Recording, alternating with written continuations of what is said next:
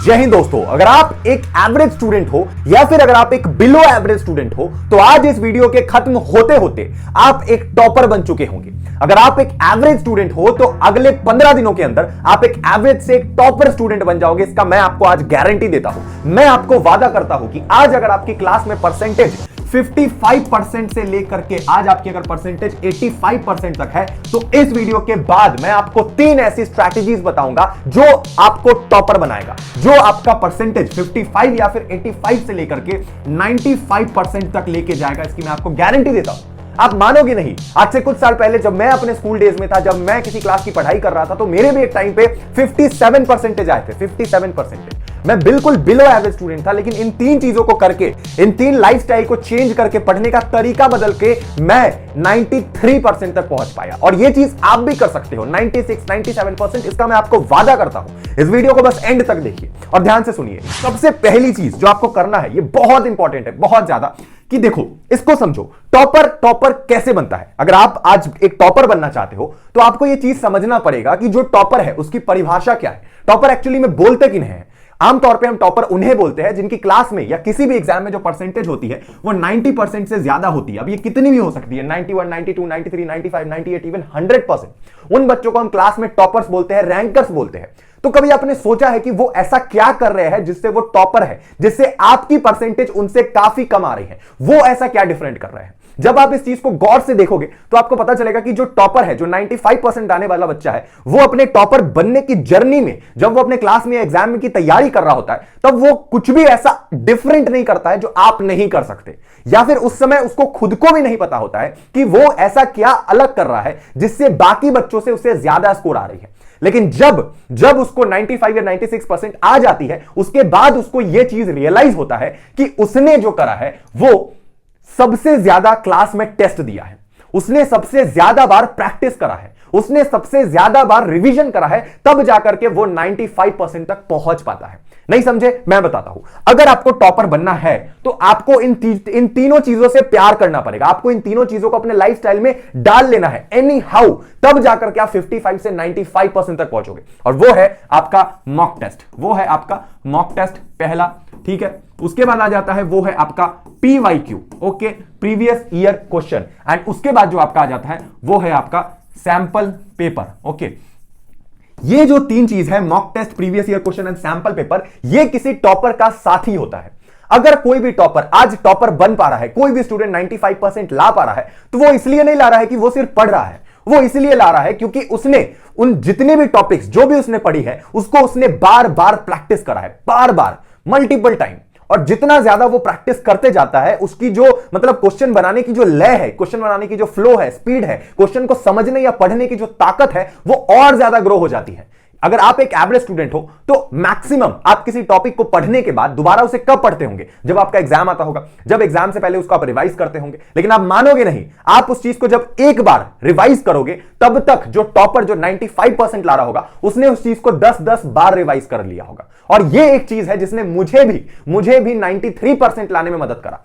पहले मैं जब 55-56% लाता था, मैं भी बहुत ज्यादा प्रैक्टिस नहीं करता था। और कहते हैं ना, practice makes a man perfect, और ये बिल्कुल सच है। आप जिस भी टॉपिक को ले लो, जिस भी सब्जेक्ट को ले लो, उस सभी सब्जेक्ट की अगर आप मॉक टेस्ट लगाते हो भर भर के, अगर आपका कोई भी एक सब्जेक्ट है, उस पूरे सब्जेक्ट की अगर आप फुल पेपर की अगर आप मॉक टेस्ट देते हो, कम से कम 5 भी, अगर आपका फिजिक्स, केमिस्ट्री, मैथ्स है, इकोनॉमिक्स, अकाउंटेंसी, BST, या फिर अगर आप 10th लेवल पे हो या फिर अगर आप 12th लेवल पे हो, किसी भी पेपर को आप दे रहे हो, आपको अपने सब्जेक्ट की, उस पूरे सब्जेक्ट की आपको मॉक टेस्ट लगानी है आपके एग्जाम से पहले, कम से कम 5।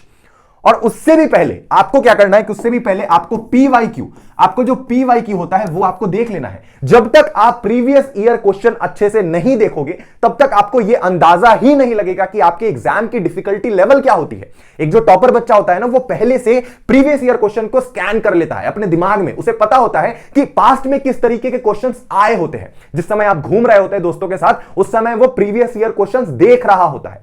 तो बनाना जरूरी नहीं है, लेकिन एटलीस्ट प्रीवियस ईयर क्वेश्चन को कंटिन्यूअसली देखना जरूरी है कि पास्ट में कैसे क्वेश्चंस आए हैं। और फ्यूचर में मॉक टेस्ट लगा लगाकर आपको यह पता लग जाता है कि आगे किस तरीके के क्वेश्चंस आने वाले हैं। मॉक टेस्ट कह लो, सैंपल पेपर कह लो, प्रीवियस ईयर क्वेश्चन कह लो, इन तीनों चीजों को आपको अपना डे टू डे का साथी बनाना पड़ेगा अगर आज आप 55% से 95% तक जाना चाहते हो। ये पहली गोल। दूसरी जो सबसे बड़ी स्ट्रैटेजी होती है आज के समय, जो अधिकतर बच्चे गलती करते हैं, और ये एक बहुत बड़ी मिस्टेक है, मैं हर बच्चों को इस चीज के लिए मना करता हूं मत करो, और वो है don't regret on yourself.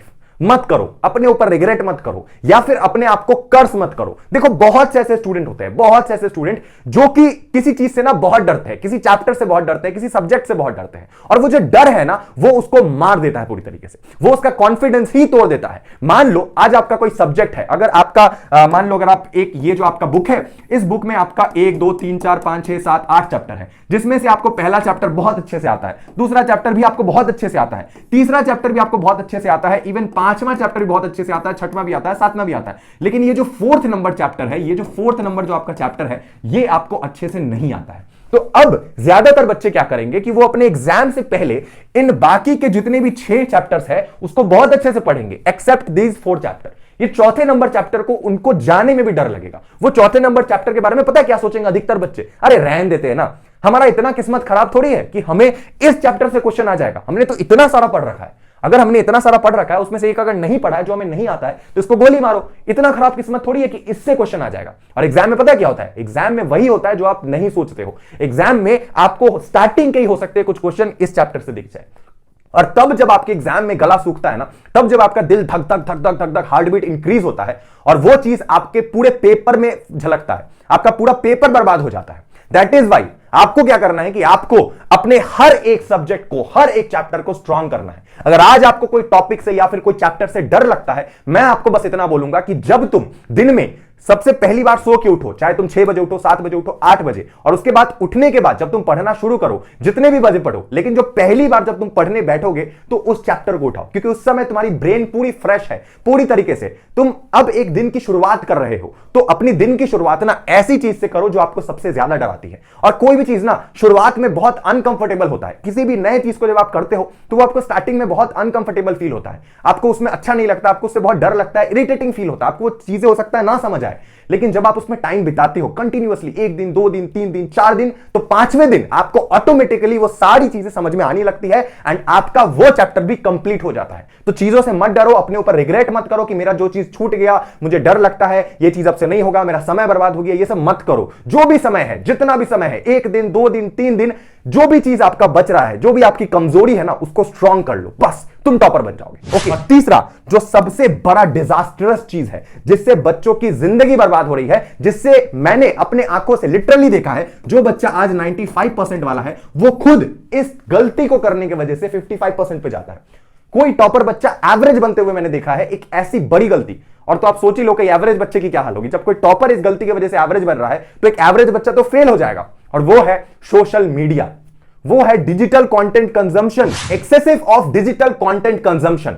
This is a thing जो आपकी जिंदगी को बर्बाद कर रहा है, आपकी फ्लो को तोड़ रहा है, और जाने अनजाने आपको पता भी नहीं लग रहा है। आज आप कोई चैप्टर पढ़ने बैठे हो, कोई भी किताब, कोई भी सब्जेक्ट लेके बैठे हो, आपका आज गोल है पढ़ने से पहले कि मुझे इस चैप्टर को खत्म करना है। आप पहले के 10 20 30 मिनट पढ़ते हो, आपको अच्छा लगता है, आपके अंदर डोपामिन रिलीज होता है, आपको लगता है हाँ ये मैंने अच्छे से फाइनली इसको खत्म करा, अब मुझे नेक्स्ट टॉपिक पढ़ना है या फिर अगला पन्ना पढ़ना है। तो अगला पन्ना पढ़ने से पहले आपके दिमाग में आएगा चलो 2 सेकंड के लिए थोड़ा ब्रेक ले लेते हैं। ब्रेक में क्या करेंगे? ब्रेक में हम खोलेंगे इंस्टाग्राम, ब्रेक में हम खोलेंगे यूट्यूब, और यूट्यूब और इंस्टाग्राम खोल करके हम वो चीजें देखना शुरू कर देते हैं जो हमें नहीं देखना चाहिए। हम जाते हैं रील्स स्क्रॉल करते हैं, करते जाते हैं करते जाते हैं करते जाते हैं, और हम उस ट्रैप में फंस जाते हैं।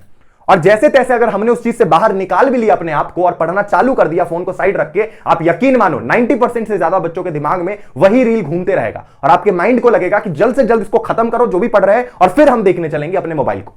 तो ये एक बहुत बड़ी गलती है। मैं आपको एक टिप दूं, देखो जब तक आपका एग्जाम नहीं हो जाता, एटलीस्ट जब तक आपका एग्जाम नहीं हो जाता, मैं ये नहीं बोल रहा हूं सब कुछ छोड़ दो, अकाउंट डिलीट कर दो, जब तक आपका एग्जाम नहीं हो जाता एक फ्रेश अकाउंट बना लो, एक कोई फ्रेश गूगल अकाउंट कुछ भी क्रिएट कर लो, और उससे सिर्फ वही चैनल या वही पेजेस को सब्सक्राइब करो जो आपको आपकी एग्जाम की कंटेंट दे सके, जिससे आपका पढ़ाई हो सके। उसके अलावा जितने भी अदर पेजेस है ना उसको अनसब्सक्राइब कर दो। बस आप उन ही चैनल के साथ जुड़े रहो जब तक आपका एग्जाम नहीं हो जाता। जो चैनल में आपको पढ़ाई से रिलेटेड कंटेंट मिले, मोटिवेशन से रिलेटेड कंटेंट मिले, आपके एग्जाम के अपडेट से रिलेटेड कंटेंट मिले, उसके अलावा और कुछ मत देखो।